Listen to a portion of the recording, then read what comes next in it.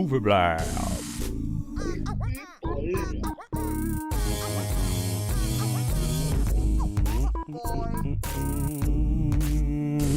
Movie Blab, guys. Top 10 favorite dark comedies. We want to hear yours. You can call in.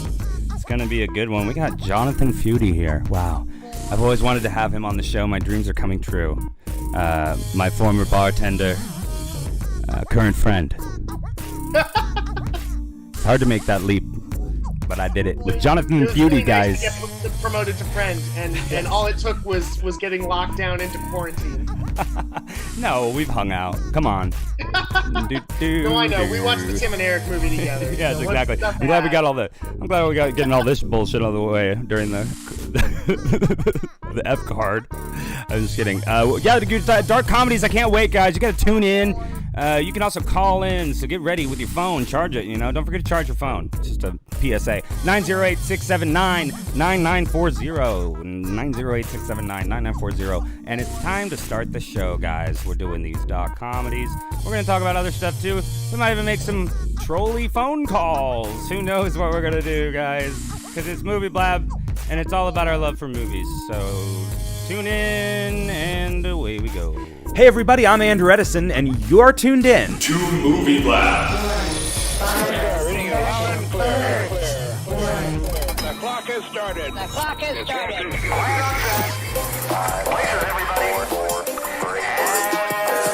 Action! What's up, everybody? It's time for Movie Blab. That's right, guys. Gather around the comment section. I'm here with Jonathan Feudy, and it's gonna be a good one because we're talking about dark comedies. Oh my gosh, I love those. To this podcast. Greetings, humans. Spread madness. How's it going, guys? Jonathan, how are you? Thank you for coming and being on the Blab in this. Oh, no problem. It's a great honor. You look great on the TV. Thank you. Yeah. As you can tell, I've been locked in Quarantine Island for quite some time. Oh, yeah, I dare not even show these dreaded locks. Oh, you look good there. Kind of didn't even frame you up. I like it. Nice. A little bit like that. Guys, we're going to be talking about dark comedies today. Happy Monday fun day, guys. Yay, Mondays. Are you having a good Monday, Jonathan? Not so bad. I've only been awake for a few hours, so there's plenty of time for it to get worse. You don't seem bad because of that painting behind you. It looks like you have a lot of good energy going on in your room. Yeah, dude. It's interesting to me how you've chosen to hang your painting. I've never seen a painting hung like that, but I think it could become a brand new trend. Right, it's like you get to move it around and kind of shift where the light side of the force is flowing through your feng shui, it's nice. I really want to do this. If there's a door that you don't ever want to close, you should hang a painting on the edge of it. Well, the closet's always open, so... Yeah. I like an open plan. Like a hot chick in the closet in my own house. What is the story of this? This is a baby... Is that Baby Oh, Yoda? here, hang on, let me... Oh, wow, it's so easy to take down. My brother garbage picked this painting for me. Garbage picked it. And I'm just blown away that anyone would throw away such a masterwork. Wait, there's a lot that I like about it. Hold on. Don't Okay, go you're away. not done? I think we should talk about this painting and why you like it so much for a second. It's I movie like related, it so we can go on and on. I can tell that somebody actually put some time into this. Like, Yes. painted the background, and you might not be able to see it. There's like sparkly glitter smeared across the top, and his eyes have glitter. Like, this is clearly not like just a first attempt, Like, the choice of glitter, the choice of the background to me feels very abstract. I mean, it feels like a Picasso painting of Yoda, right? I mean, this is like it's at such a perfect middle juncture, like where it's bad art, but it's not that bad. I mean, she or he nailed the eyes. Yeah, I know. And look at that stoic expression. Oh yeah, I mean, he is not having a good one. But the background contrasts it with it's all purple and happy. I know. The background is absolutely majestic. Yeah. Like, actually, it reminds me of the Crayola crayon Purple Mountain's Majesty. Ah. It's one of my favorite colors. I like was royal always blue too. Was that one royal blue, or was it? Royal blue, I believe so. I mean, there's a lot of crayons in that box, man. Yeah. Come on, you know. Ugh. Oh, it looks like we have Conrad joining us already. Oh, Yeah, fantastic. let me get my virtual. Oh, wait a minute. Because I got a notification that it's Movie Blab was on. So, but are we Yeah, but- on or kind of on? We're on. I Yeah, was gonna on. add you at 7 during the break, but I'm happy to have you now if you want. Oh, okay. Either Well, one. I mean, okay. Let me get in the right thing. Hold on. Okay. Let's take a quick little break here. We'll be right back. Doodle-doo-doo. Phones.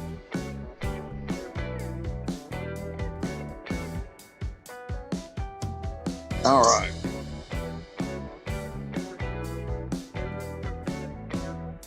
So if you can just get it widescreen, Conrad. Yeah, do I have it? Okay, that and then close. Okay, that one, yep, and then close. All right, there we go. Oh, I didn't realize this was gonna be like midway or whatever. You're good. Okay. Let me just quickly make this work. Oh, hold on. I just thought I was late to the party. No.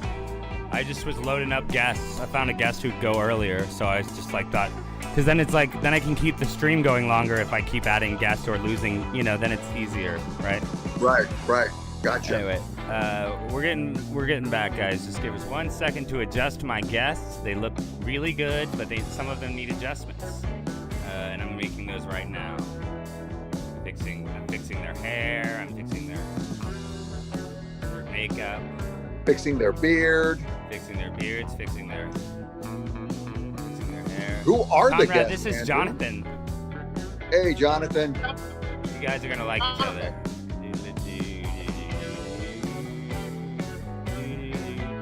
Coming right back, guys. Just a sec. Don't you leave.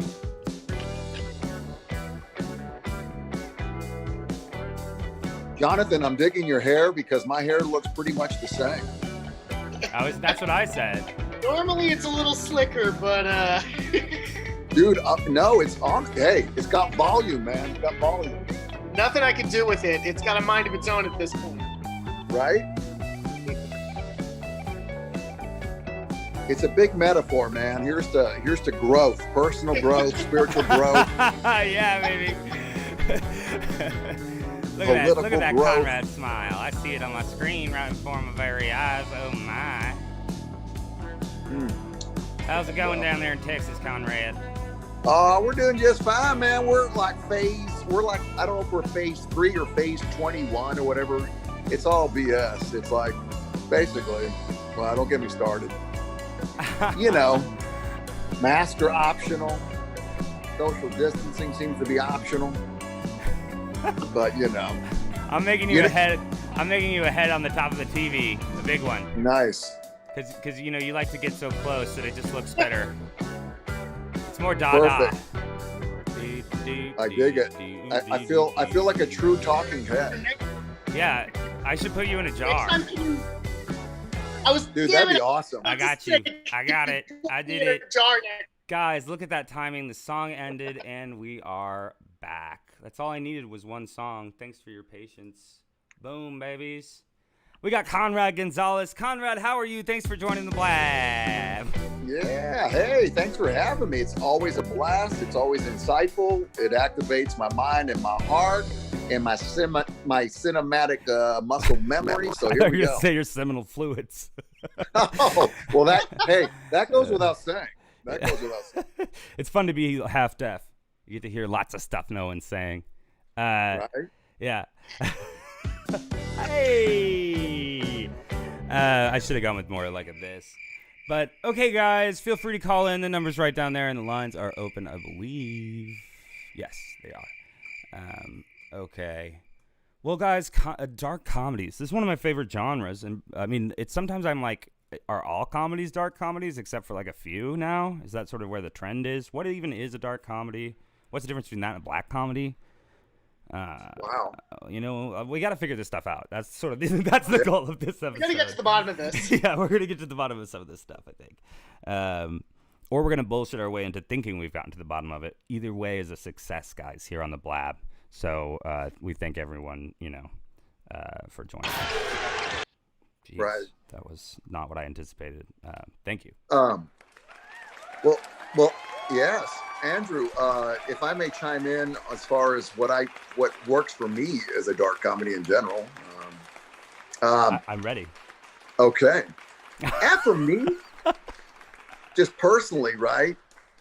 It's like the best dark comedies are the ones that make you laugh like ha ha, and then make you laugh like dang, almost like in a cringy way. Okay, Yeah. so I was like that. gonna use an example, but it would be one of my movies, and we're gonna wait. Well, You know. I mean, we don't know which one it is, so anyway. Do you have another example? Just know. I love your for me- examples, Conrad. Right. Well, anyway, just for me in general, and we'll get to it as far as the examples and the sharing of the movies. But in general, it's whenever it works. It works not only in the ha-ha, awkward, cringy way, but it's also something that rings true from the micro to the macro, from the personal to the social. You know what I mean? In other words, it's like it rings true. It rings painfully true. And The painful aspect of it, it's the kinkiest form of comedy, right? I mean, I don't know. Right. It's sort of like you feel bad for laughing, or you feel uneasy about what's happening, but you're still laughing. It's all like about kind of putting the audience through a certain amount of awkwardness or a sense of like seediness. I don't know exactly. I mean, it's such a vague thing, but I do think. Well, also, and it's not gratuitous. What it is, it's like we laugh, not because it's low hanging fruit, but because it sounds so cliche, right? We laugh because it's true. And even if it's painfully true, even if it's horrifically true, we laugh because it's freaking true. And there, but for the grace of God, go whatever, So. Go ahead, I Jonathan. feel like it's when you do that, like dark comedy. It's like that oh no laugh where you laugh, but you're like, oh, like when you see somebody like fall down in public, and you like that they probably just got hurt, but you can't help but laugh. Yeah, Right. yeah. It makes you. But you question feel what's bad funny. about it instantly. Yeah. Right. It makes you question what's funny, which is what I Yeah, like about yeah. it. You're like, oh no, that was really funny. Yeah. Exactly. You're like, oh fuck, I'm laughing. Right. You know what, Jonathan? You're right. There's so many litmus tests. It's sort of like you may be watching a dark comedy if you're saying to yourself, man, I shouldn't be laughing right now. Yeah, You know what I mean? Yeah. Or- they still are. Or how about those times you're like, you know what? Looking back at we can look back now and laugh, but what a dark comedy forces you to do is, no, you're looking now and you gotta laugh. Like it's almost like laughing is at once. It's not just hitting our funny bone. It's like a freaking coping mechanism. You know what I mean? Honestly. So. Yeah. If you don't laugh, you'll cry. Right. Yeah, right. And sometimes it's both. Holy. Oh wow, those are the best days. Every day's the best day, Andrew. Oh my God, I couldn't agree more. Every day's the best day on Movie Blab. That's right, guys. If you want to call in, you can call into our hotline. Some days are slower than others when it comes to calls, but I'm not gonna go anywhere until we get one. That's how we do it. So please help. Whoa! I'm so tired. Nice. Anyway, no, that's not true. So before the stream, I just typed dark comedy into Google to see like what everyone kind of considered a dark comedy, and I was kind of surprised at some of the things that I found. Yeah, I mean, I kind of come to the conclusion that if it's directed by the Coen brothers, it needs to be considered a dark comedy, basically, by the internet. Because does it mean zany characters? Yeah, go ahead. Yeah, because I saw the Big Lebowski on there, and I was like, it's not really that dark. Like Donnie dies, but whatever. Spoiler alert. Well, And then I saw Fight Club on there, and I was like, I don't really think of that even as that much of a comedic movie, you know? Like, sure, yeah. I mean, so because it's fused with other genres, and then it seems to get kind of muddy. You know, it's like what is it? Yeah. And when it's just like dark comedy, I don't think necessarily means like edgy comedy, you know? Right. Yeah, there's a difference definitely between the two. Yes, you're right. I mean, I've seen a lot of kind of boring dark comedies where it's like, where do we put the body? Wahoo-la-ba-doo, you know? And you know, guys, maybe dark comedy, you know, is like beauty, right? It's in the eye of the beholder. And I think that's where it is, because I think a lot of times people can't see the dark comedy forest for the for the trees. You know what I mean? Like, it's like, what's so funny about death? What's so funny about somebody? What's so funny about a guy having problems getting a leg through a freaking wood chipper? You know what I mean? It's like, I'm sorry, but that can be funny. You know? I agree. That musical sound effect is working too, Andrew. Yeah, it's supposed to help you. It's only to lend a hand. Oh, looks like we got a caller. Let's see who it is. Oh. Call from Sherrod. to accept, press 1. To send a Yes. Sherrod. Is this Sherrod from Virginia? Yes. Thank you so much for calling in, Sherrod from Virginia. It's great to hear from you, a.k.a. the movie doctor. Yes, also the movie doctor. Yeah, this is my day off, but I decided to still perform a little emergency surgery here to the show. Yeah. Nice. Good, okay. So you are the movie doctor today. That's good. Okay. Hello, movie doctor. How are you doing? Hey, I just wanted to add my 2 cents, because I just recently rewatched A Clockwork Orange, and I think it's a dark comedy. Oh, wow. Hot take. Damn. Clockwork Orange is very comedic, and I think back to in high school what it meant to us, and it is a comedy to us, but a dark comedy. It's a very hot take. Mm-hmm. I don't know about this, Sherrod. What? Sherrod. I mean, it's like 1 degree away from Monty Python. Wait. Okay. I agree with Sherrod. I agree, especially. Hey, Sherrod, like, you know, there's certain scenes. It's been a minute, but it's funny. When, I mean, it has funny moments, but go ahead. Yeah. Well, you know, the whole thing where the guy keeps going, you know, more wine or whatever. Remember when they're taking. I mean, there are, and maybe, and Sherrod, help me out here. Maybe the way I see like Clockwork Orange is, man, it's some deep. There's a ton of gravity, but there's sprinkled with levity here and there, just to kind of be the spoonful of sugar, right, to make all that freaking dark medicine go down. You know what I mean? Is that what it is? I think that's. Or think Sherrod, is the whole thing? I think it's just very, very cynical too. Like that sugar, that comedic style. Like they even have fast motion in it. You know, for a sex scene, it's all done in a sarcastic way, or cynical way. I mean, yeah. So you may be calling in about your top 10 sarcastic comedies. There's so much it's overlap. not sarcastic. It's wearing its themes on its sleeve. Clockwork Orange.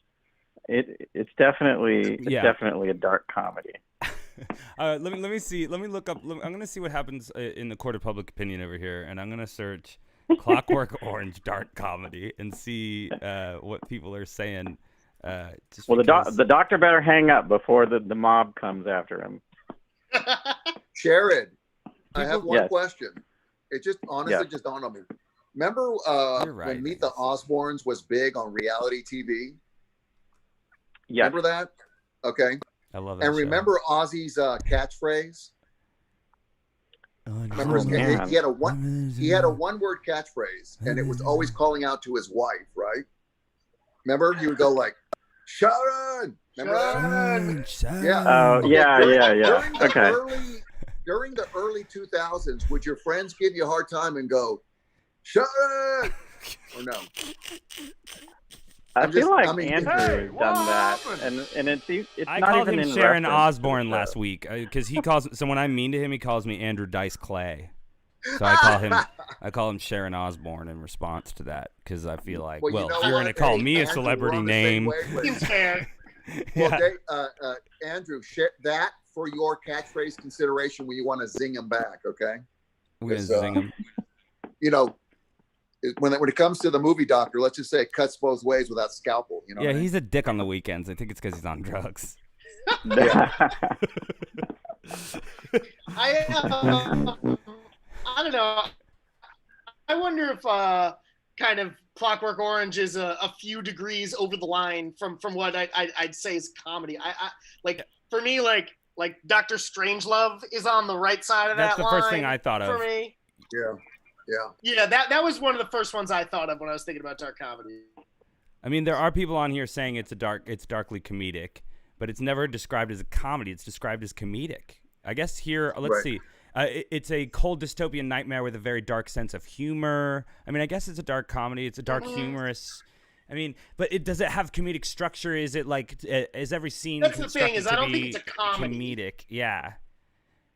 It does. It has setups. Each scene has these wacky characters come together and engage in these dialogues and sometimes almost slapstick action moments too, but sometimes doing terrible things, but all in the way of like these little like scenarios that have like a punchline, like with the guy, the counselor guy or whatever that visits him at his house and is drinking from a glass of water, and the scene ends with the punchline of him realizing that there's teeth in the water. He was drinking out of a cup that someone had put their dentures in. I mean, I hear this. The New York Times did call it a disorienting but human comedy.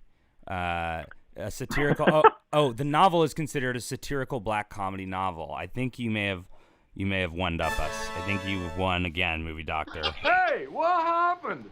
And Sharon, and I've always learned to end on a high note. So goodbye. What'd you say? What?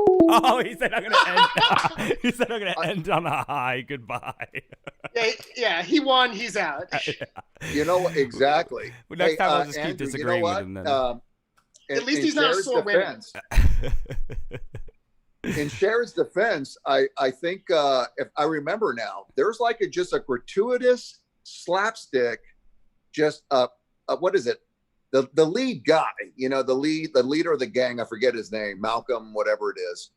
There's a scene where it's kind of a musical, and they're all, remember how they kind of dress up, and they're all kind of like walking all jovial to the next whatever they're going to do, and all of a sudden out of nowhere, he does a nut shot to one of his fellow gangbangers, and that's comedy.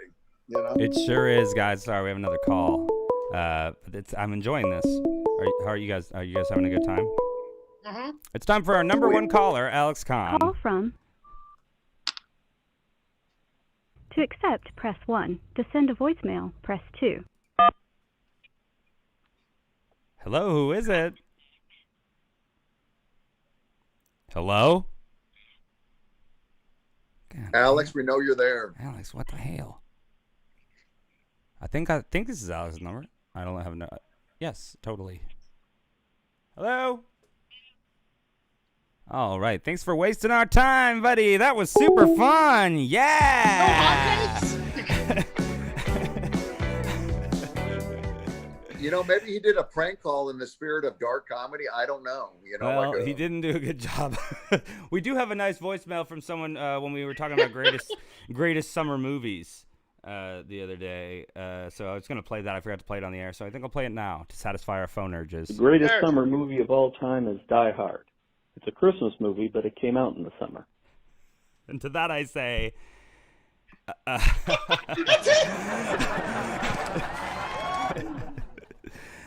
What do y'all think of that? I was watching that show, and I was kind of I was having a similar thought where I was like if you watch it in the summer, does it then become a summer movie? We love all the trolls that like, leave us voicemails. Yeah. Yippee-ki-yay. Yippee-ki-yay. I thought it's a hot take. Just like the movie doctor, he made his point and then got out. Yeah.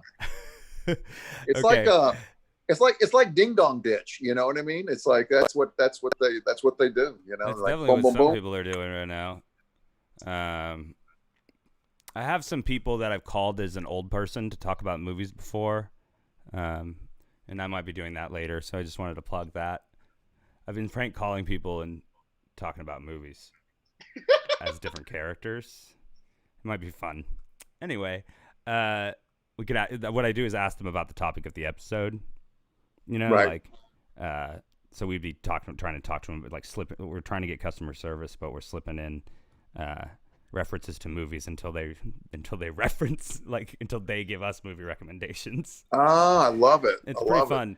I've been doing that with Will Fordyce a lot. We just put out some clips for that, so that was a little plug. Okay. Back to dark comedies.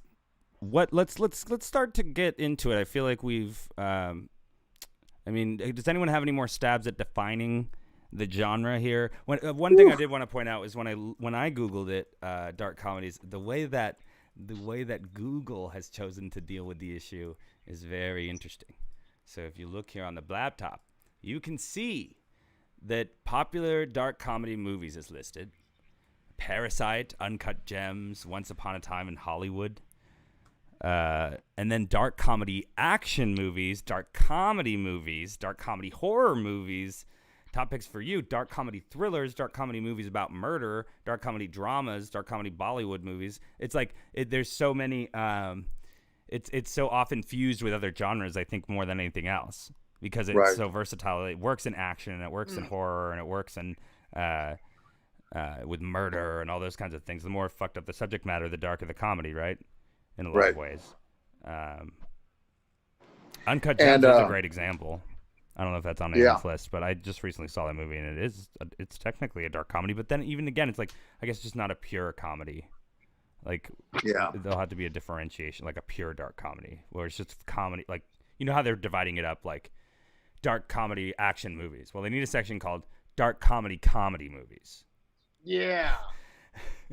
Well, where it's like a comedy. I don't know. Yeah. Am I making any sense? Well, Andrew, I've heard different people deconstructing it where they, and I may be getting the semantics wrong. Like, think of a dark comedic element less as a genre and more of as a mode. In other words, it's it's just like an ingredient you can infuse into just about any genre. You know what I mean? Yeah. I mean, God, if you look at a lot of Disney cartoons, you can make the argument that they're dark comedies. I think I saw some of that. Yeah, I mean, but even when you look at the Wikipedia page, black comedy is also what we're talking about. Black humor, dark comedy, dark humor, gallows humor is a style of comedy that makes light of subject matter that is generally considered taboo, particularly subjects that are normally considered serious or painful to discuss. Right. And to me, that's more of a mode. Right? That's more of a mode because you can inject that mode into any genre. Just about, of course. From the Western. Yeah, you're right. Yeah. Let's see. Well, you can kind of infuse comedy into any genre, you know? I feel like that's just a different way of doing comedy itself. It's like, action comedies and dramedies, like these things have been around for years. So it's just like, is black comedy just when that thing gets tinted, Yeah, right. It's just when they're pressing on taboo. They give Jonathan Swift on Wikipedia as the origin of the term. Well, actually, sorry. It's Andre Brayton in 1935, a surrealist theorist who was interpreting the writings of Jonathan Swift. And I don't know if you guys have ever read A Modest Proposal, which is a famous essay that he put out about how they should eat babies and stuff. Eat babies during the potato famine. It works. Exactly. And that's, I mean, that kind of hits it on the head. So it'll be fun to discuss and apply this to some of our top choices. Since we're all here, why don't we make it top threes, right? Can we narrow it with an honorable mention? Does that work? Yeah. Sure. All right, guys, it's time to count down we're going to call it top 10, but it's really going to be well, maybe we can all pick a group choice so it's a top 10. Because 3 times 3 is 9. I do not have 10 Wait, things written down. Never mind. And then one wild card. You know? Wild card. Okay. Wild card. But we have to reach consensus on it. Oh my goodness. Oh, we have to. Yeah, we've talked about things like that, but I can't figure out. I just feel like I'll just be explaining the rules the first time, or I don't know. I'm not a good game writer. Maybe you can help us come up with games, Jonathan, because you're a guy who literally writes and creates games. So that's cool. If you could help us come up with some movie-themed games to play on to play on here. He seems frozen, but it's okay. I'll it's put an that old on TV. the burner. Yeah. Okay, let's get to it, guys. We're counting down. Who wants to go? Look, Jonathan, you're the first. It's your first time here. We're gonna let you start us out. The way it works is you hype it a little bit. Sure. You don't give it away, and then we do a little drum roll. And then you say the name of the movie. Develop anticipation. It's annoying, but it makes it better. Are you ready? Okay, guys. It's time to count it down. Our top 10 fave dark comedies. Jonathan, take it away. Wait.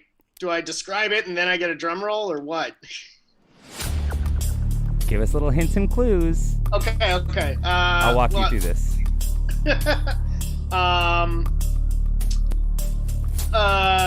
This movie came out in this year. It came out in 2000.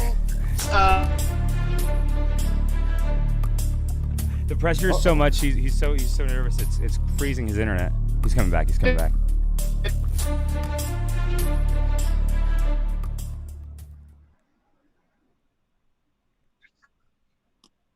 Hello. Man. Hang on. You know. Oh, what? Let me try moving a little closer. Okay. There we go. That seems already better. I'm digging that window. Oh, here, maybe we can.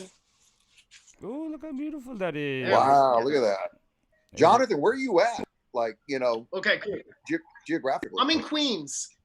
Oh, nice. Okay, cool, man. We got Brooklyn, Queens, and ATX, Austin. Okay. Yeah. Here we go. Did you hear my thing? No, I didn't hear you give any clues or anything. So you're gonna have to do a little hyping again, and then. Got it. Okay, here we go, guys. Take two. What is your number 3 pick of your top 3? Here we go. It's coming. A little hint. Okay, released in 2000. This movie stars Christian Bale and is the tale of a deranged businessman, cocaine addict who eternally cannot get dinner reservations. And the movie is American Psycho. Oh wow! Good job, great job. Yeah. Thank you. Yeah, American Psycho is a great choice. Wow. I didn't even think about that one for some reason. I love that movie. Yeah. What do you love about it? Like, is it one that I kind of returned it for how fucked up it is? I certainly seem to watch it a lot. So I'm. Well, I think it exemplifies the idea of a dark comedy pretty well, where it oscillates between taking itself so seriously, or it pretends to take itself so seriously during like the most absurd of moments. Like, I think the business card scene is a fantastic example where it's like he's sweating and losing his goddamn mind over this fucking business card and just like, yeah, it's so heightened in these moments, and like it does such a good job of like grounding it. You don't even know what part is the comedy and what part's the horror in this way that I don't feel from a lot of other movies. And I think that one really nails the dark. You know, it's it's not just like oh no, like that's like a little bit off color. Like it's like like I'm laughing at like murder. Yeah, like, here's my favorite Huey Lewis album while I kill you. Yeah. Right. Conrad, I want to hear your thoughts. Oh, go ahead. Well, it's been a minute since I've seen it, but I just loved how he was obsessed with like a protocol of like facial, keeping up his skin and all that. It's like, it's not just in the plot that makes it a dark comedy. It's like the characterization, and the fact that he's so serious about keeping beautiful skin, but he's so psycho murderous at the same time too. He's you know also what I mean? like It's just, kind of proud of himself. Like, oh yeah, I feel like he's like he like brags to the audience at the beginning when he's talking about his daily routine, and he says like, "Then I do my sit-ups. I can do over 1,000." Like he's like bragging in his own internal monologue. I live in the American Gardens building on West 84th Street. That's a good point. On the 11th floor. Uh-oh. Yeah. My name is Patrick Bateman. I'm 27. Oh yeah, here we go. I believe in taking care of myself, in a balanced diet, and a rigorous exercise routine. That part? In the morning, if my face is a little puffy, I'll put on an ice pack while doing my stomach crunches. And you know, he was, and physically, Christian Bale got ripped. He was like lean and just. He is like the body transformation master. You know? He really He's is. a real shapeshifter. Yeah, he really is. He's mercurial, man. He's totally like that. I remember seeing like a picture that shows like him because he did The Machinist in between two of the Batman movies, and he's like he's like a stick in The Machinist, and he's absolutely massive in the Batman movie. Yeah, he's like, what crazy amount of weight loss or gain can I do to my body this time? Yeah, I feel like he enjoys it. Can I grow a second foot for this one, a third foot Yeah, for this one? It's on my amazing. I mean, in theory, or really, I mean, no doctor would ever recommend like doing something so extremely yo-yo like that. Holy cow! I know, and he does it like in like the span of a year. Like it's right. Yeah. Right. Hell, you know what? I would argue he's the darkest of actors in that way. You know, like what he does to his body. Most definitely. Well, you know, I thought he was a great casting choice for Patrick Bateman. It's also like nobody plays that like super serious, like mile-long stare. It's often a time where dramatic actors really succeed. I think in comedy is in a dark comedy, right? Because it gives them all those moments and beats to hit that have dramatic elements. You know, exactly. But it's not a dramedy. It's different. Yeah. That's the thing. Because like. And it kind of makes me wonder about like how much do like the intent of the writer or the director and like how much does the ending influence it? Like if it's a good ending or if it's like some like existential pig fuck of an ending like American Psycho, like where you just don't know what's real anymore. Like to me that kind of like cements it as a dark comedy where it's just like none of this mattered. Yeah. Like right. No, and you know what, Jonathan, to your point, there's always, not always, but that layer of the surreal and the absurd, right? The surreal and the absurd. And in fact, it made me think of a movie right now that's going to bump another movie. It's like, because, you know, I make a point not to. I make a point not to overthink it or try to do too much. It's more like, because I'm old enough to where I saw enough movies first run, and I can remember just the overall feeling now, even if I forget details. You know what I mean? So anyway, it's all about the feeling, the vibe, man. Movies, the vibe, man. Movie memories. Vibes are real. Exactly. Yeah. Vibes are real. Vibes are hot, guys. It's fun because it's Monday. Whoa, skateboarding! Skateboarding is cool. I love it. Video games. Yeah, video games fun. Monday. Monday video game night. I'll make some, microwave nachos. Pick my nose. Totino's pizza rolls. Yeah, microwave troll nachos. Some college shows. Soggy ass nachos. Soggy nachos. I love soggy nachos. I digress. American Psycho, fantastic film. I feel like we covered it. Should we move on to our next to Conrad's pick? Sure. Conrad, it's time for you to tell us, after a little hype, your third pick of your top dark comedies. All right. Sure. Okay. I saw this first run in 1990.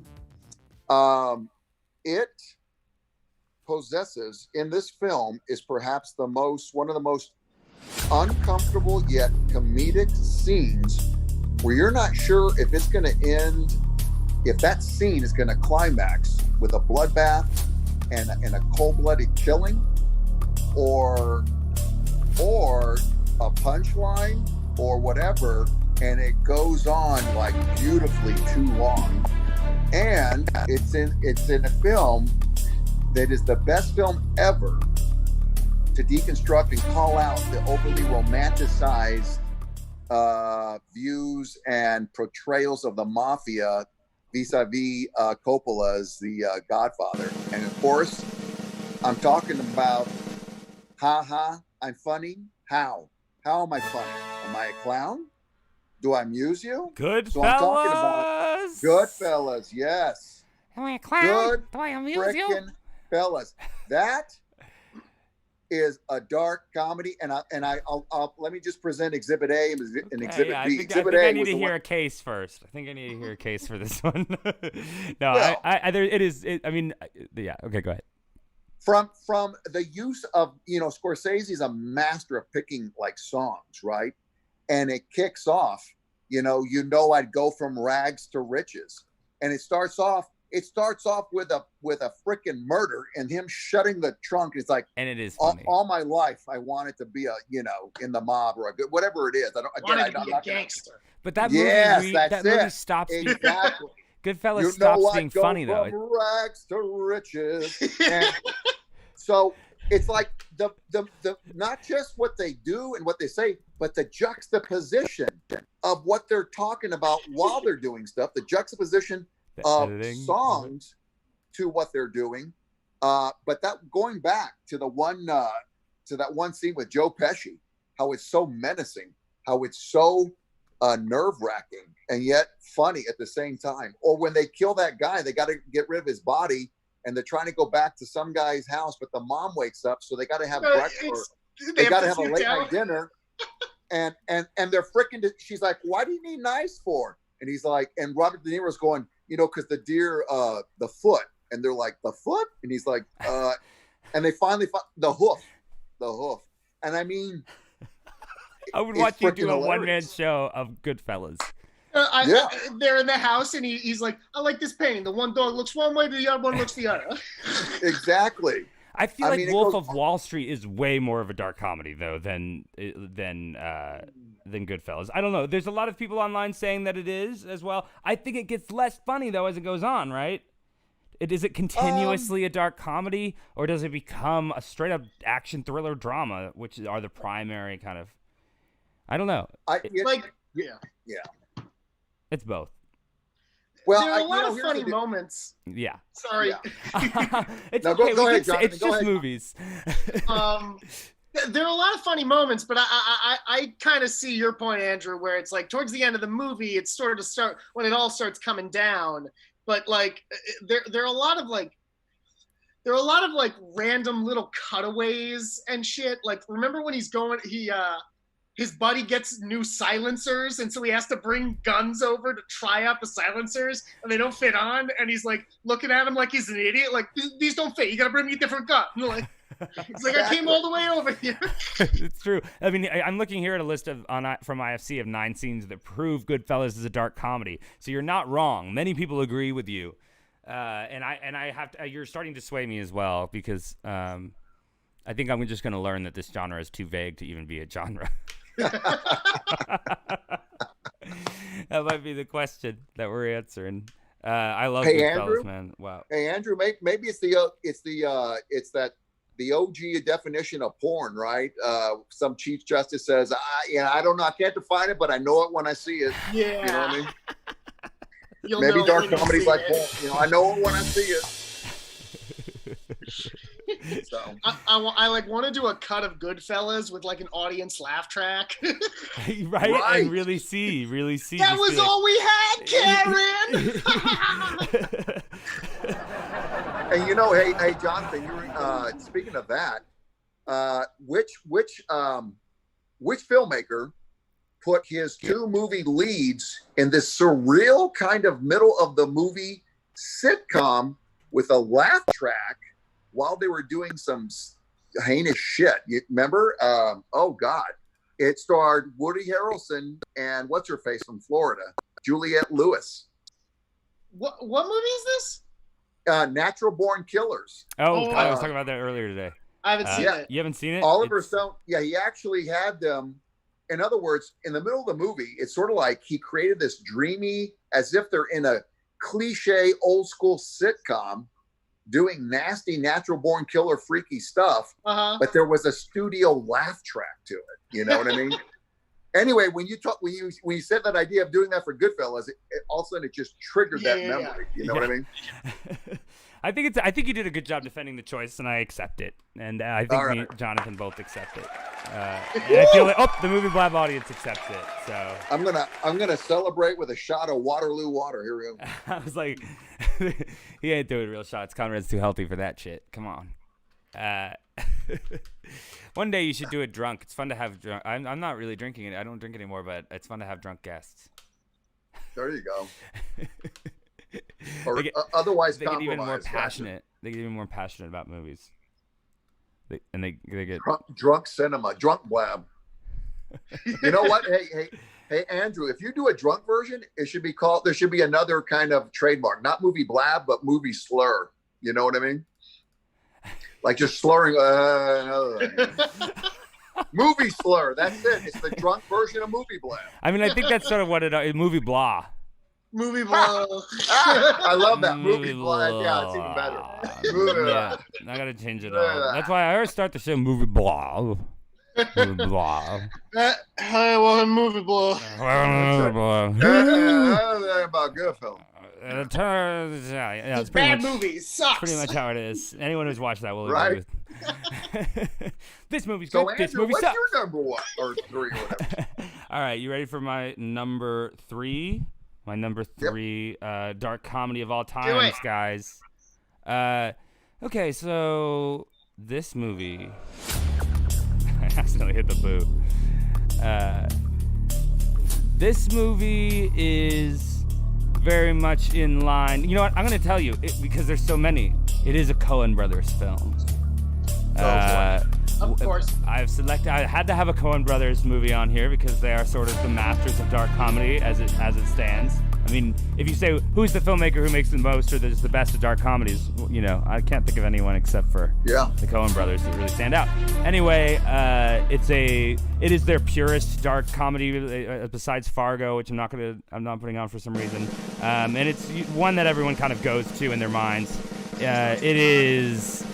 Jonathan knows what he wants it to be. Let's see if he'll be happy. Burn After Reading. Damn it, that was mine. Yeah. Well, why don't we both talk about it, or why don't you talk about it first, and then I'll. No. Go ahead. I'll chime in. Oh, can you find another movie? Because I have more. Yeah, I've got some other stuff written down. Oh, okay, great. I love Burn After Reading. It's so wacky, and it's a real screwball dark comedy, which is also one of my favorite genres to mix those two together, which they do so well. Just the crazy, wacky, over-the-top characters and this really amazing, unique tone. Like, I really wish like Netflix would make a Burn After Reading series or something like they did with Fargo. I think that's the other film that's like worthy of TV adaptation.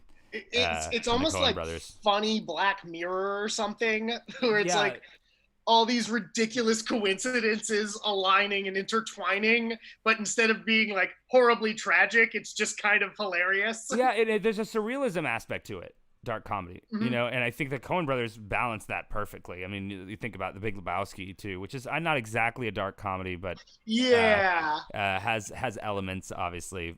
It's not as pure as Burn After Reading is. Well, Andrew, can I Burn After Reading? It had me at Brad Pitt getting his head blown off at close range. God, he's so good at that. He's such a ding dong in that movie. Right, he's like a cliche gym personal trainer, if I remember right. Yeah. His name is like Chad. Yeah, pretty sure it is Chad. Yeah, it is. I think so. And Frances McDormand is in it, and she's fantastic. Right. But, you know, okay, Andrew, can I play devil's advocate as far as why you should have gone with Fargo versus Burn After Reading? Well, you don't know that I haven't also chosen Fargo higher up the list. No, go ahead. again, I'm just going with the feeling. Like Burn After. Okay, you're right. Burn After Reading. I agree. As a genre, as a mode, it's a dark comedy. However, for me,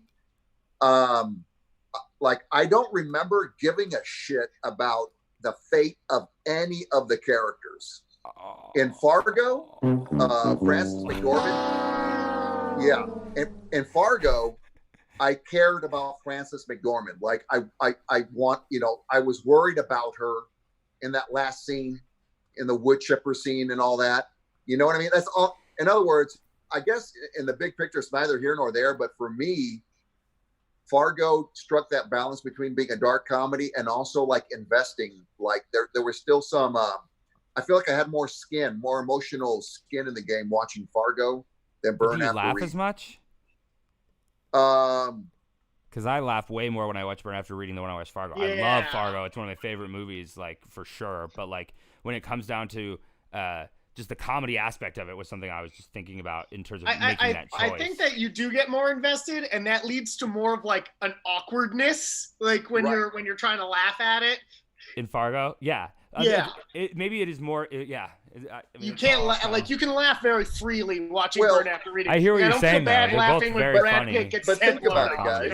They're both dark comedies. You know what? Anytime I'm going to argue also there's more not nuance, and I'm not trying to say like, oh, I detected more nuance, but like it was more like anytime William H. Macy was on freaking screen, it was laughable because like what a fucking dumbass. You know what I mean? Here's a guy who's look, it all starts with him trying to do he's trying to do some sort of insurance scam, and it goes all the way to like a wood chipper scene. I mean, it's ridiculous, but it's like he's such an idiot. It's so pathetic. It's so tragic that you have to laugh. You know what I mean? I don't know. Yeah. Yeah.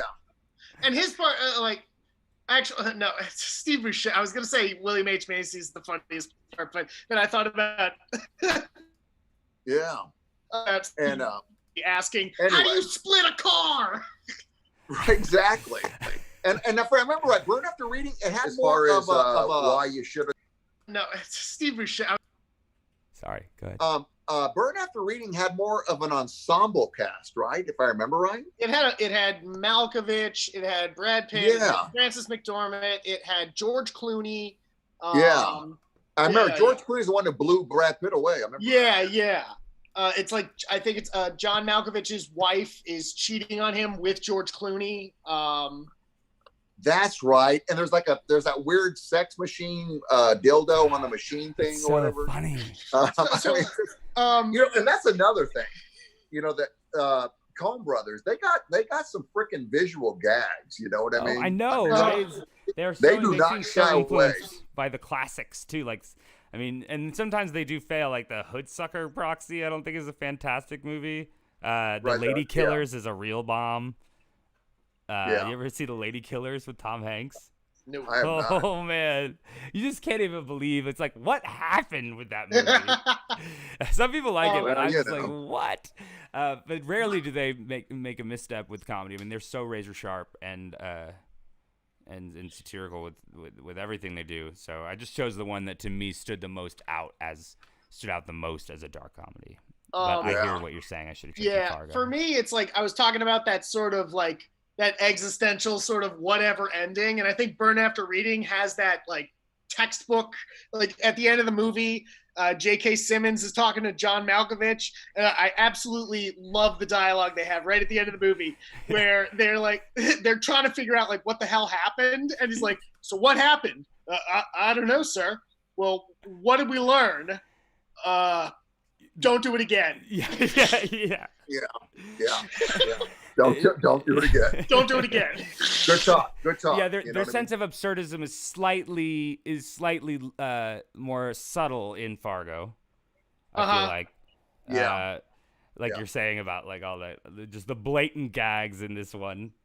Yeah. But yeah, that's my number 3 pick, and I think that was a good one. I think that's a movie that, if you haven't seen it, or sort of a deeper cut, it feels like now of the Coen Brothers movies. It's not like the first one people bring up. I mean, but it's a good one. So check that one out if you haven't seen it. And let's get to our second choices. What do you say, guys? Yep. I'm not sure. Okay.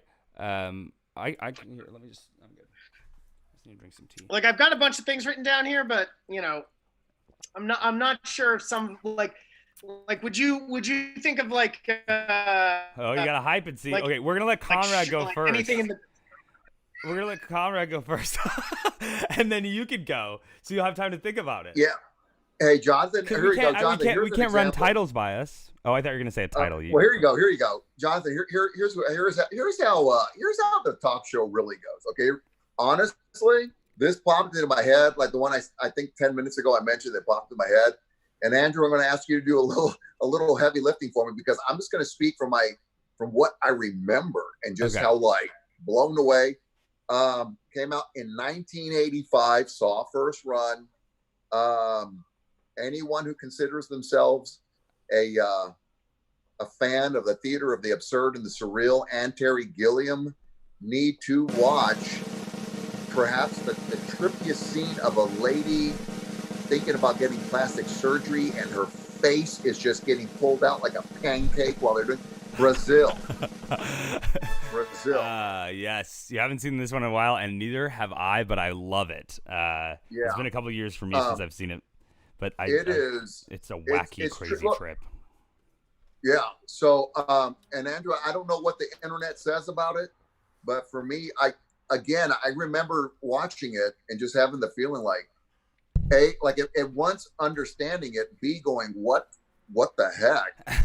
And then like guffawing and then kind of laughing, and it's tragic too. I mean, it's kind of all over the place. And it's got that great actor. Oh, I forget his name. He's British. I'll look it up. If you IMDb it, yeah, you'll see. I got it right now for you. But have you seen it, Jonathan? No, I've never seen Brazil. You've never seen Brazil. Oh, Jonathan. Oh no, and this is where you get shamed. I'm kidding. No, I'm just saying, again, I mean, I'm just going. No, I'm going kind of old school, but I recently nabbed this one for $5 and I wanted to rewatch it. It says here, the main cast here, the British man you're talking, Jonathan Pryce. Jonathan Pryce, yes. And Robert De Niro. Robert De Niro plays a revolutionary, like a little hacker, like a pre-hacker dude. Like he would mess with the system. Look up Robert De Niro. What was his little name? Robert De Niro as Archibald Harry Tuttle. De Niro still wanted a part in the film after being denied that of Jack Lint, so Gilliam offered him the smaller role of Tuttle. Yeah. Wow. Since when did De Niro, in that point of his career, take a smaller role? That's pretty crazy. In the 80s, yeah. I feel like he was on top, right? I mean, I don't know. Yeah, but you know what? It's a testimony to him like never honestly giving a crap about that stuff. Yeah. Yeah, So anyway, it's kind of funny. It's like I guess what I'm trying to do is I think Terry Gilliam is in a lot of ways maybe it just seems like it's been a minute, and I just want the Zoomers and millennials to consider Gilliam as far as a filmmaker. And I like how Zoomers is like a term now. Hey, all you Zoomers. Yo, hey, I'm just Gen X trying to keep it real with the younger folk. You know what I mean? I thought you were 17, man. What are you talking about? Woo! Hey, me and the gray beard appreciate that. I mean, have you seen Steve Martin when he was your age? You know what? Okay, what movie was he when he was 53? I don't know. No, I meant when he went gray at like 17. That's all I was saying. Oh, did he? Anyway. Well, you know what? He's a silver fox, that guy. Well, why don't we take just like a quick break, since we're kind of in the middle of the list here, and then we'll come back with Jonathan's. That sounds good to me. They will be able to hear us during the break, Jonathan, and I know you're new, but I don't really mind. And guys, we're gonna be right back. Don't go anywhere. I should do a word from our sponsor. I'll do that after the break. Okay, guys, see you in just like a couple minutes. All right. Nice.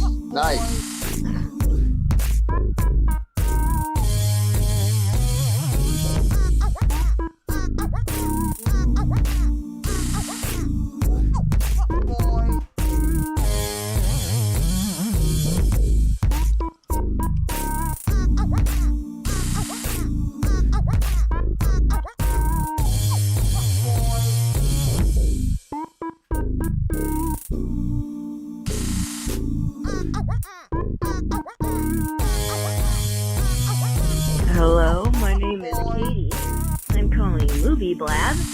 I have a comment to make. I think that Paddington Bear should be in way more episodes, if not every single one. That's all. Good night.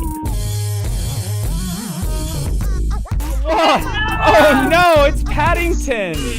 Paddington! Oh, hey Paddington! How are you, buddy? I'm doing well because I just had a delicious marmalade sandwich. Whoa, that's great, Paddington, so you're nice and full, huh? Oh yes. Would you like a bite? I don't know. I don't know if I can eat in the virtual studio right now. I'm trying to do a show, man. But yes, I can't believe you decided to grace us with your presence. This is insane. Wow. I mean, It's really an honor. Oh, that's very sweet of you to say, Carly. Oh my god. Oh my god, it's Paddington. Well, yeah, it's Paddington. Yes. Oh, have you been being kind and polite, Carly? It's always right. Oh, yes. I bet you're hungry. You want some marmalade? What'd you say, Al? What, Al? I bet you're hungry. You want some marmalade? Give me 1 minute. Oh, haven't heard that one in a while. Please, come on. That's like the first thing everyone says to me. Paddington, Wow. Al, come on. Don't embarrass us. Paddington, I've wanted to ask you this for a really long time, but is Hugh Bonneville nice in person? Oh, yes. Oh, what a nice question. Hugh Bonneville, who of course plays my father in that movie, is very nice. He mostly keeps to himself, but he's been very nice, and I have no complaints. Yeah, that's true. That's true. Oh. Yeah. Really? That's really interesting, Paddington. Thank you. Yes. Well, I must be going. Fabulous news. 500 likes. 500 likes. Wow, big deal. 500 today, 516 tomorrow. Congrats. With 500 whole likes, no one can stop us. 500 likes. 500 likies. No one can stop us. 500? 500.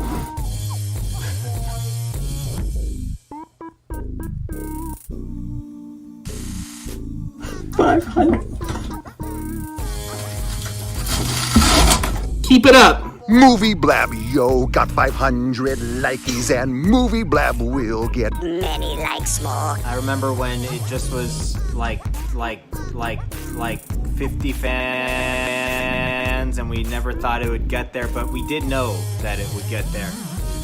And now you're at 500.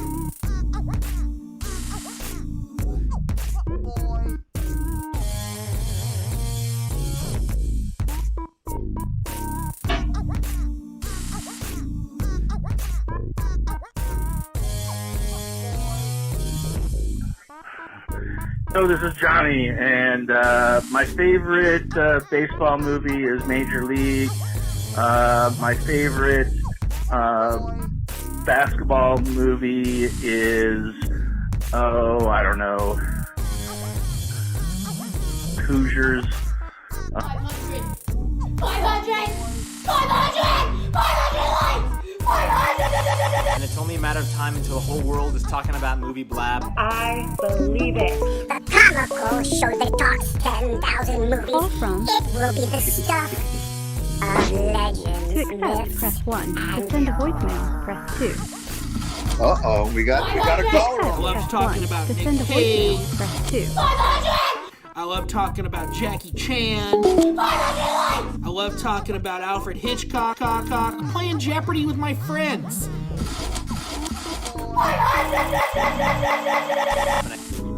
Not one of those likes was from me. Not one. Not on Instagram. Not on Twitter. All right. Are we back on? Or Not can you hear me? on Facebook. Not the hair on my I see. friend. What's going on here? The troll. That's the movie Lab Troll. As soon as he shows up. Wow, big deal. Oh.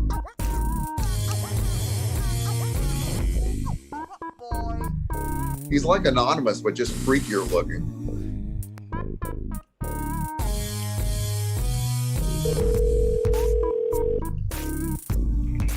Hello? Hey, Alex. Thanks for calling in before. Sorry we didn't. Something happened there. Yeah. We're back, Yeah. guys. Yeah, my fucking phone. What's up? Yeah. How you doing?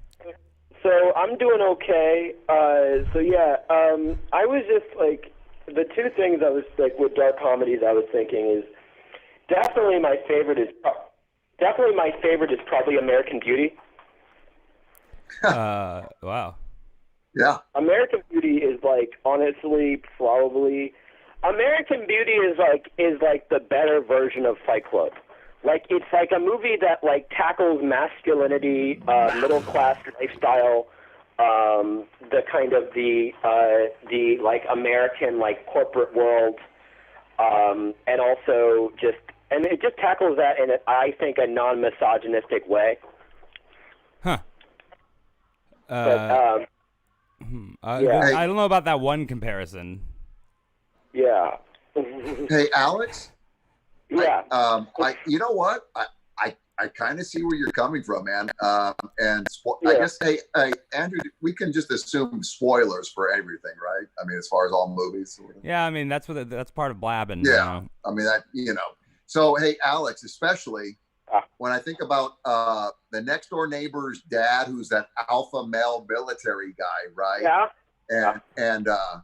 And ends up that he's got this closeted self-loathing hots for Kevin Spacey, right?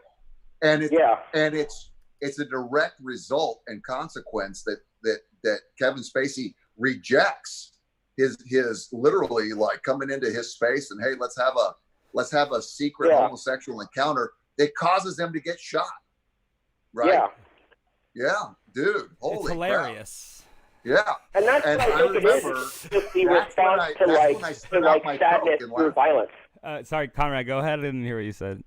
Oh, I was just saying that's when I spit out my Coke and laughter. But honestly, that kissing and all that, I mean that reveal, again, to me, a lot of American Beauty, what works as a dark comedy is like I'm laughing both like ha and like, oh man, that's effed up, or this kind of messed up. Yeah. And Alex, doesn't it start off like Hollywood Boulevard where he narrates and scene one where he's jerking off in the shower in the first scene, isn't it? Yeah. And he pretty much lets you know that he's narrating this movie and he's already fucking dead, just like the guy floating face down in Hollywood Boulevard, right? Yeah. That's funny. And it's also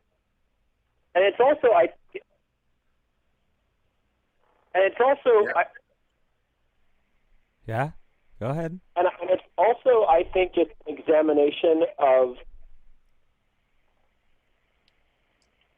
Hello? Can you hear me? Yeah, you're not finishing the sentence though. Yeah, okay. I think you're going in and out, Alex. It's also, I feel like, an examination of. It's an examination of. I think it's an examination of a lot of movies. A lot of movies would portray Colonel Fisk. A lot of movies would. What? So close. Just. Andrew, if I didn't know better, I swear you're punking him with some sort of technical control there. I know it sounds like I'm like trying to cut him out or in or out. Are you cutting in and out, or are you stopping and starting? Go ahead. Just keep talking till we got it. Go ahead. What do you say? Go ahead. We're having trouble hearing you. Go ahead. Okay, with me, what I was just thinking is what I love about American Beauty is the honestly the examination of it's just a really non-judgmental film, but it's also satirical, which I think is a very kind of hard balance to do, which I take a lot of influence as a filmmaker. And it's funny because almost every single character, there's something about them that I can relate to. And I just feel like that's like a sign of like great screenwriting and great filmmaking is that as much as you feel different from the characters, they humanize them in such an interesting way, and you feel for every single character in the end of the film, and it's also a film that tackles so many issues at once. It tackles homophobia, it tackles masculinity, it tackles corporate world, and it does that in a way where it doesn't feel scatterbrained. Right. What do you think is the funniest part of American Beauty? I think the funniest part is the scene where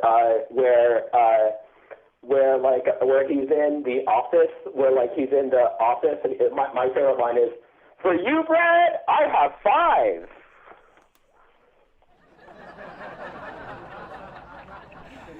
I like that. You couldn't hear it. Yeah, that's one of my favorite scenes. And then he's just referencing how they spent a lot of money on that hooker.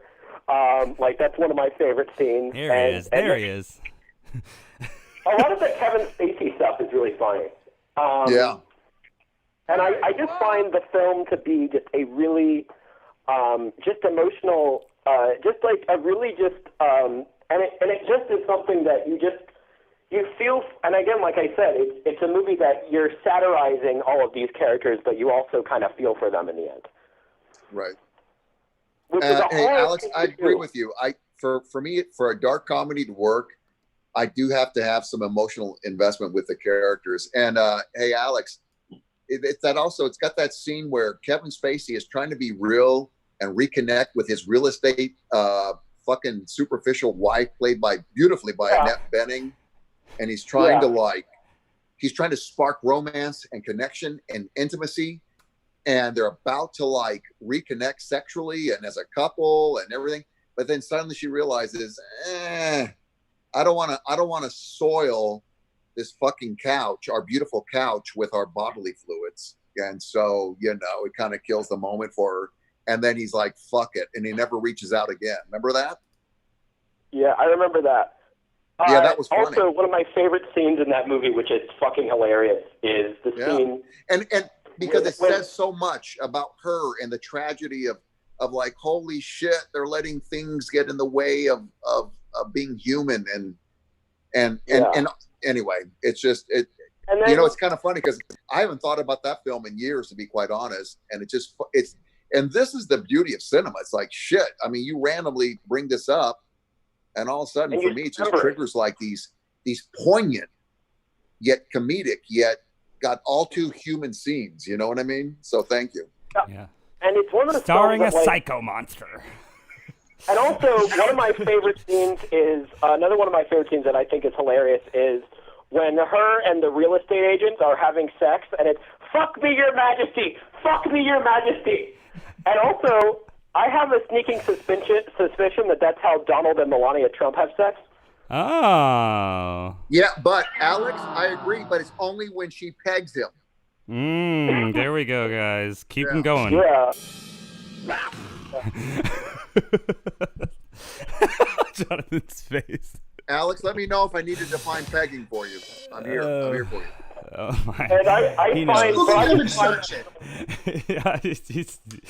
American Beauty is just one of those films. Any time that I'm trying to write something, I watch American Beauty. It just is it is one of my, and also the performance by the daughter, Thora Birch, is fucking incredible. She is just she's also in Ghost World, another great dark comedy. But she completely nails it. And Wes Bentley is someone that I also think is incredible in that movie as just a kid who you think is just weird in the beginning, and then he just gets humanized near the end of the film. And every one of these characters, you just kind of again, you're kind of laughing at them in the beginning, but then you just kind of really, he humanizes Sam Mendes and Alan Ball, really humanize them near the end of the film. And it's probably in my top 10 favorite films. It's one of the only Best Picture winners that I agree with. One of the only. Hey, Alex. Oh, wait, I want to go through the whole list. Wait, go ahead, Conrad, sorry. Okay, hey, Alex, would you agree with this following statement? It also contains, and I'm trying to think of any other movie that does this or attempts to do this. How can I say this?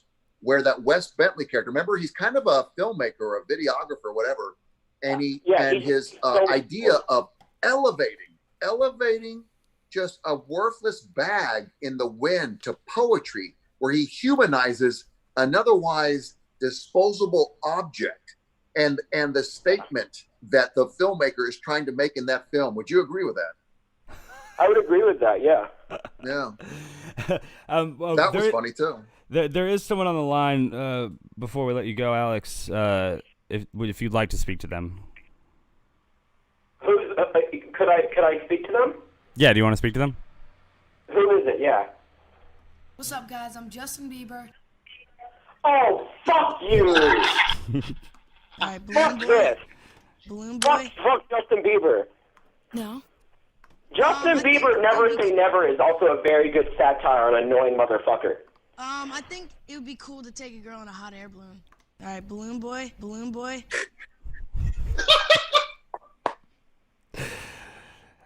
Nothing? You got nothing for him? Like, you know how hard it is to get him on the phone every single episode? Come on, Alex. Dude, I wasn't on last night. No. Yeah, that was the first episode you haven't called in. I feel like no, yeah. That's not true. Was it peaceful for you? No. Andrew, was it peaceful for you to not have me call in? I look for a girl, I don't know, with nice eyes and a nice smile. Was it peaceful for you to not to call in after Saturday, where we had a deep, thoughtful analysis of my love life? Yeah, I'm a beast. They're addicted to the beer. But yeah, the other movie that I was thinking about that has dark comic elements is I was rewatching Magnolia last night. Oh God, yeah. No, but and the Tom Cruise character is so pathetic, but you're kind of laughing. Like every time he's on screen, I'm just kind of laughing. Like I don't know, he's like respect the cock and shit like that, and it's right. And it's really pathetic. I love pathetic humor. Me too. So, well, if you don't have anything else to say to Justin, we'll probably let you go. I have nothing else to say to Justin. And also, I must bring up my mom's favorite dark comedy, which is Welcome to the Dollhouse. Yes. Which Welcome to the Dollhouse is a very good film. I love Welcome to the Dollhouse. I love Todd Swans in general. Yeah. I won 8 awards. Oh, fuck you, Justin. I am very, very angry at Justin Bieber. Again, Justin Bieber, Never Say Never is a very good satire on a really spoiled motherfucker. Rihanna is better than you will ever be. Rihanna. All right, Balloon Boy. Rihanna. Balloon Boy. Why the fuck are you calling me Balloon Boy? I think it would be cool to take a girl in a hot air balloon. Fuck you, man. I think it would be cool to take a girl in a... Am I here? Oh. And I really... Conrad, can you save me from this bullshit? You know, hey, Alex, Bieber's gonna be, you know what I mean? Hey, you know what? Just sit back and let him love you. Let him love you. Well, Alex, thanks so much for calling in. We hope you have a great rest of your night, buddy. You shared a movie with us, and we invite other people to share a movie at the number scrolling below your screen. That's 908-679-9940. We're going to blow through the rest. That was a great call, Alex. Thank you, and we'll see you next time. Nope, and he hung up. There we go. Okay. I'm getting blown up, but I think it's by the trolls from before. Yeah, these are the trolls. So, I'm going to close the line because we're going to get through these.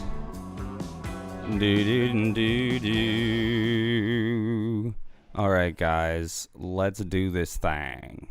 Let's do it.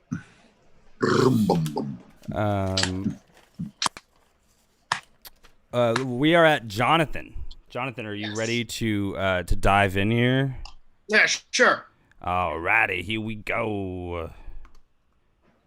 Jonathan, we want to know your second pick for your top 3 dark comedies. This released in 2017 and starring Frances McDormand and Sam Rockwell. This is the story of a woman dealing with the grief of her daughter being raped and murdered. It's 3 billboards outside Ebbing. Damn. I love 3 billboards in Ebbing. Is that the full? Outside Ebbing, Missouri. I'm glad to see some Michael McDonough on, or Dono, I don't know how to say his name, but on one of these lists, because I think he's got a lot of great ones in the dark comedy area, and that one's no exception. This is a movie that was so well disguised as a drama that I never knew it was a comedy until one of my friends forced me to watch it, and then I ended up just absolutely loving it. Yeah. I was like, I don't want to watch this movie about a woman whose daughter was raped and murdered. And they were like, no, it's a great movie. It's funny. You'll love it. I was like, what? It is. Right. It's a chance to explore dark subject matter with humor, and I think he does a really good job. And also within Bruges is another one great film by him. Oh yeah, okay. Lucas Hudgens, right? Who's in there? Is it? What in Frances in McDormand? No, in Billboard. Billboards is Frances McDormand, Woody Harrelson. Yes. Sam Rockwell, and Peter Dinklage shows up. Love that when he shows up. Love when he shows up in movies. Hey, Jonathan, it's a dark comedy when the lead character commits arson and we're still rooting for her, if I remember correctly. Yeah. I love the way he admits to it later when I think it's Sam Rockwell is like accuses her of throwing the Molotov cocktail, and she's like, yeah, well, who else would it have been? Right. And you know what? That whole Sam Rockwell character, you talk about a fucking oh god, what's his name? Not along the lines of Keystone Cop, but like Don Knotts. You know how Don Knotts played the Barney Fife character, but like 2.0, because he was an abusive, brutal cop, meets Barney